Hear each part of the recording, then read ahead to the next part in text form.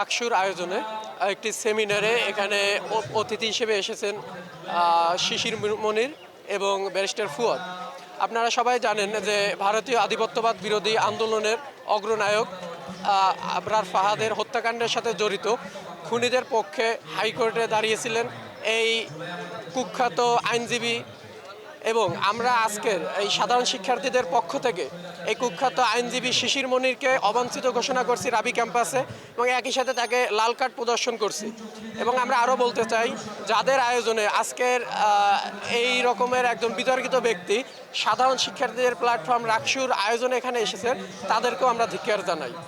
আমরা বলতে চাই, শহীদ জোহা স্যারের পবিত্র ক্যাম্পাসে ভারতীয় আধিপত্যবাদ বিরোধীর একজন অগ্রণী সৈনিক আবরার ফাহাদের হত্যাকারীদের দোসর শিশির মনিরকে গ্রহণ করা হবে না, এবং আমরা এর প্রতিবাদ স্বরূপ আজকে এই লাল কার্ড প্রদর্শনীর কর্মসূচি গ্রহণ করেছি। রাকসু কর্তৃক যে সেমিনার করা হয়েছে সেখানে দুইজন কুখ্যাত ব্যক্তিকে আমন্ত্রণ করা হয়েছে।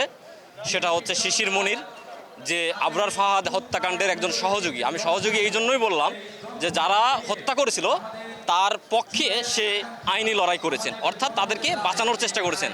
আপনি জানেন যে ভারতীয় আধিপত্যবাদের প্রথম শহীদ আবরার ফাহাদ, তাকে হত্যার যারা করেছে তাদের আইনজীবী শিশির মনির, এবং যে বিজয় দিবস মানে না, যে ৭১ মানে না, যে বাংলাদেশ মানে না, যে স্বাধীনতা মানে না, সেই ফুয়াদকে আমরা অবাঞ্ছিত ঘোষণা করছি এবং লাল কার্ডের মাধ্যমে তাদেরকে অবাঞ্ছিত ঘোষণা করছি।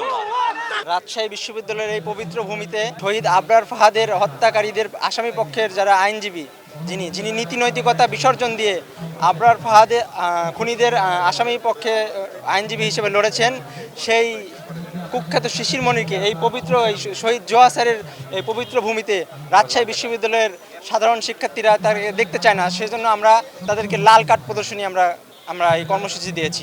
ব্যারিস্টার শিশির মনির সাহেব এবং হচ্ছে টাকলা ফুয়াদ, যিনি হচ্ছে যে টাকলা ফুয়াদ বিজয় দিবস যিনি মানেই না, সেই এই প্রাচ্যের ক্যাম্পাসে এই পবিত্র ভূমিতে রাজশাহী বিশ্ববিদ্যালয়ে আমরা সেই সমস্ত কুলাঙ্গারকে আমরা দেখতে চাই না।